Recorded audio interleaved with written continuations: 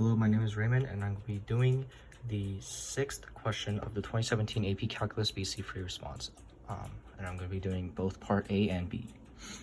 So this question says, show that the first four non-zero terms of the Maclaurin series, 4f, are x minus x squared over 2 plus x cubed over 3 minus x to the fourth power over 4. And we have to write the general term for the Maclaurin series for f, for the function f. First, before we actually write the series, we're going to have to find the coefficients for the series. So the coefficients are going to be when x equals 0 and what the function, the output is. So as it is written above, f of 0 is 0. That's going to be our first coefficient. F prime of 0 is 1. And it's going to keep going on, so the second derivative, the third derivative, the fourth derivative, and we're going to stop at the fourth derivative because we're going to have the first four non-zero terms. So we're going to have 4 terms of the series. So second derivative, as it is written above, f to the n plus 1th derivative of 0 is equal to negative n times f of f to the nth derivative of 0. So basically, we're going to be plugging in the numbers, the previous numbers. So for the second derivative, we're actually going to be plugging in 1. So it'll be negative 1 instead of negative 2 times f to the first derivative, first derivative of f of 0. And that's going to equal, well, if you look back here, it's going to be 1, negative times 1. Negative 1 times 1 is negative 1. And we're going to continue with the trend. F third derivative of f is going to be negative 2 times f double prime of 0 equals, well, if you look back, it'll be negative 2 times negative 1, and that'll be 2. And finally, we'll have the fourth derivative of f, and that'll be negative 3 times the third derivative of f, which is going to be equal to negative 6, 2 times negative 3. And now we found the coefficients. So to finally plug this in, f of x is going to equal the series 0 over 0 factorial plus, technically it will be 1x, but we're just going to keep it there, x plus, because the coefficient's right there. So we'll just write it down, 1x, 1 times x, plus negative 1 to the second, to the, divided by 2 factorial times x squared, plus 2 divided by 3 factorial times x cubed, plus negative 6 over 4th factorial times x to the 4th. Now we have our basic series for f. So now we just have to simplify. X minus x squared over 2. This 0 divided by the 0 factorial is actually going to be 1. I mean, this 0 factorial is going to be 1, and 0 divided by 1 is going to be 0. And we have our x right here, and this is going to be just negative 1/2 times x squared. So we're just going to simplify that to negative x squared over 2 plus 2 divided by 3 factorial. Remember, 3 times 2 times 1, those 2's are going to cancel out, and all that's going to be left is 3 times 1. So we're going to basically have a 1/3. I'm just going to simplify that to x cubed over 3. Negative 6 over 4. 4 times 3 times 2 times 1. Those 3 and 2 multiply together to equal a 6. The 6's cancel out, so all we have left is a 4 times 1. So so it's going to be a 1/4 times x4. X to the 4th power, sorry. 4. And we're going to enter our general term for this Maclaurin series specifically. So now you can see that it alternates from positive to negative. So we know we're going to have a negative 1 to the n plus 1. And because the first term, when you enter 1, is going to be positive. So we don't want that negative to be in the first term. So we're going to do n plus 1 times x to the n divided by n. If you plug in 1 here and a 1 here, we can see that it's actually going to be the first term we see here. Oh, sorry, I didn't get to show it. So this is the series that we found by simplifying this out by plugging in the coefficients into the general series, Maclaurin series, sort of a formula, I guess. And we simplify that, and we got this series, which matches with the question, and we wrote our general term right here. Hello, I'm Raymond, and I'm going to be doing part B of question number 6. So for this question, we have to determine whether the Maclaurin series described in part A converges absolutely, converges conditionally, or diverges at x equals 1. And we have to explain our reasoning. So we're going to be focusing on this series when x equals 1. So at x equals 1, the series is n equals 1 to infinity, positive infinity, negative 1, n plus 1. We're going to be taking our general term and plugging it in here. And we're going to be plugging in 1 for x, so 1 over n. And that's our series. So we are going to be doing the absolute convergence test to find whether or not it converges absolutely or converges conditionally. So I'm going to do this. N equals 1 to positive infinity, absolute value, negative 1, n plus 1 times 1 over n equals n equals 1 to positive infinity of 1 over n. Now we can see that this series here is going to be the harmonic series, which we know that converges. So by the absolute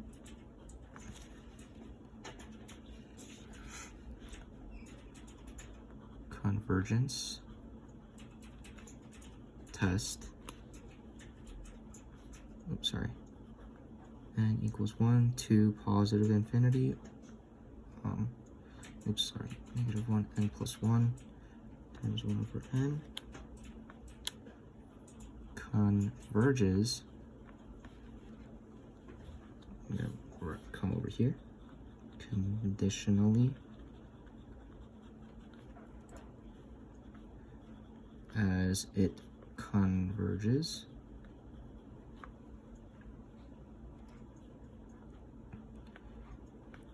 compared to the alternating series test. Oh wait, no, not the alternating series test, the alternating harmonic series. Harmonic series. Sorry. If you see here, it is negative 1 to the n plus 1 times 1 over n.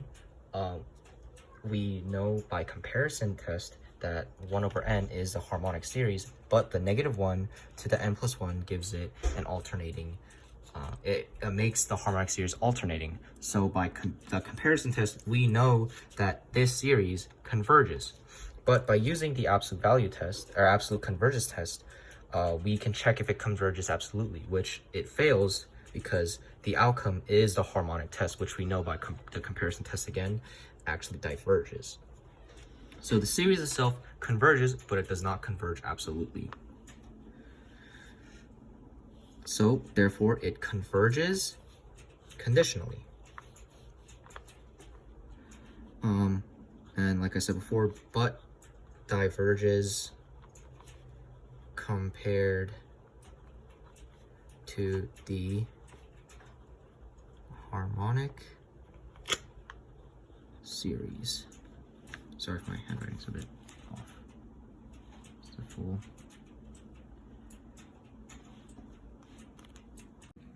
Hi, so my name is Sophia Dominguez, and my favorite movie is Pretty Woman. So I will be doing part C of 2017 Calc BC exam number 6. So it states, write the first 4 non-zero terms and the general term of the Maclaurin series for g of x equals the integral from 0 to x of f of t dt. So the variable x in g is the upper limit of integration, and f of t is the integrand, so f of t is right here. Okay, so from part A, we already know the series of representation for f of x. So I'm going to write this down. From A, we know that the series of representation is x minus x squared over 2 plus x cubed over 3 minus x to the power of 4 over 4. And the general term is negative 1 to the power of n plus 1, x to the power of n all over n in the denominator. So from part A, we know that this is the series representation for f of x. So for f of t, we just need to swap out the x's for t's. So we'll get g of x equals the integral from 0 to x, and then so we'll swap it out. So t minus t squared over 2 plus t cubed over 3 minus t to the power of 4 over 4.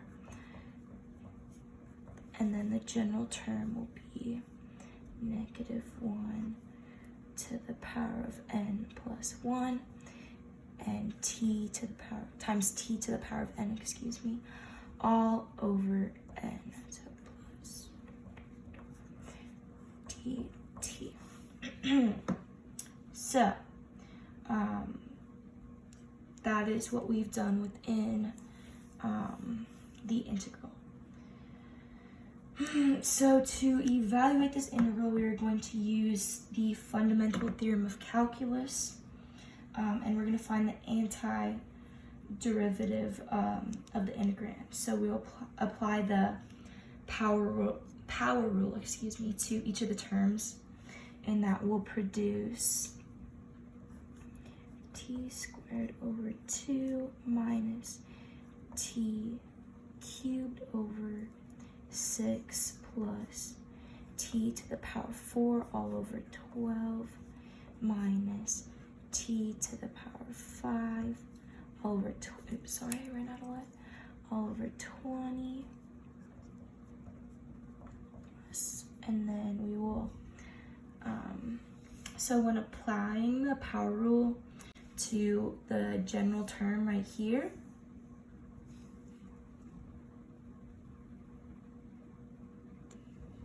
oh no, oh, my video's still going. Oh, sorry, I thought it stopped for some reason. Okay, so when applying the power rule to this term, we're taking the integral with respect to t. So the n term in the exponent and the denominator are unaffected. The power rule is used on t in this term. So what we're gonna do is kind of translate this down. So negative 1 to the power of n plus 1 and t to the n plus 1. So we're adding 1 to the t power because it's in respect to t, and we're dividing it by the new power. So we'll get n times n plus 1. Okay. So, and then from x to 0. Okay. Yeah, so this is the antiderivative of the original integrand, and this is the antiderivative of the general term. So applying the limits, when applying the limits, we need to plug in x and 0. So this is essentially plugging in x for t and 0 for t. So that will get us x squared over 2 minus x cubed over 6 plus x 4 x to the power of 4. Sorry, I'm just writing a little sloppy. X to the power of 4 over 12 minus x to the power of 5 over 20. And the general term will be -1 to the power of n plus 1. So we're switching x, we're plugging in x for t, so x to the power of n plus 1 all over n times n plus 1. And then plugging in 0 for all the t values would essentially get us 0, so -0. So it will equal, obviously I'm just going to rewrite it. So we have our definite answer, but it will equal x squared minus, x squared over 2 minus x cubed over 6 plus x to the power of 4 over 12 minus x to the power of 5 over 20. And then our general term is -1 to the power of n plus 1. It's x to the power of n plus 1 all over n times n plus 1. Okay, so here are the first 4 non-zero terms that we were supposed to find. And then here is the general term of the Maclaurin series. So, yeah, thank you. Hello, and I'm doing D for 2017 Calculus BC Freedom Response question for number 6. And D asks us to let P of sub n of 1/2 to represent the nth degree Teller polynomial for G about x equals 0 evaluated at x equals 1/2, where G is the function defined in part C. So what does it ask in part C? Part C asks us to write 4 non-zero terms and the general term of the first 4 non-zero terms and the general term of the Maclaurin series for G of x equals the integral of 0 to x f t dt. My group already found that as the first non-zero term. So it's going to be starting from the second term, x squared over 2 minus x cubed over 6 plus x fourth over 12 minus x fifth over 20. And I'm not going to add the general term because we don't really need that for this one. And for D, what it asks us to do is to use the alternating series error bound to show that P sub 4 1/2 minus G of 1/2, the absolute value of that is less than 1 over 500. And first we have to recognize that P sub n of 1/2 converges. And this converges by the alternating series test, as shown because it alternates in sign and decreases in magnitude all the way to 0. Therefore, let me rewrite the P sub 4 of 1/2 minus G of 1/2 that we're trying to prove is less than 1 over 500. The error term is going to be at most the magnitude of the first unused term, which is going to be the next term, which is the 5th term. And since we're using the 4th term, using P sub 4, we're going to be finding the next term, which at most, so less than or equal to the 5th term. So the 5th term is going to be, the absolute value of the 5th term, is going to be negative x to 5 over 20. And we have to plug in for x, which is going to be for 1/2, as stated in the question.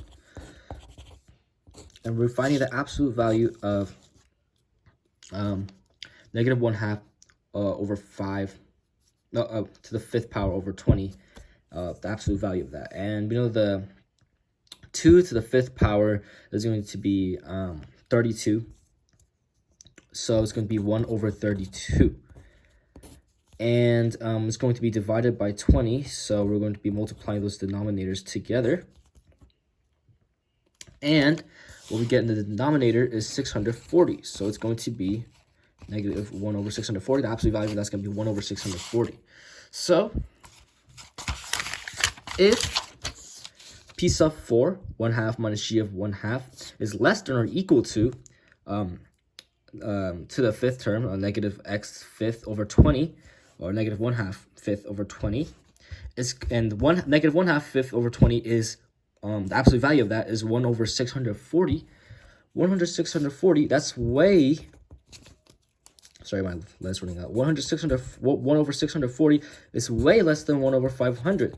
So it's much less than the error bound. So that proves that P sub 4 of 1/2 minus G of 1/2, the absolute value of that is definitely going to be lower than 1 over 500. So it proved, using the alternating series error bound, we proved and showcased that P sub 4 of 1/2 minus G of 1/2, absolute value of that is going to be less than 1 over 500.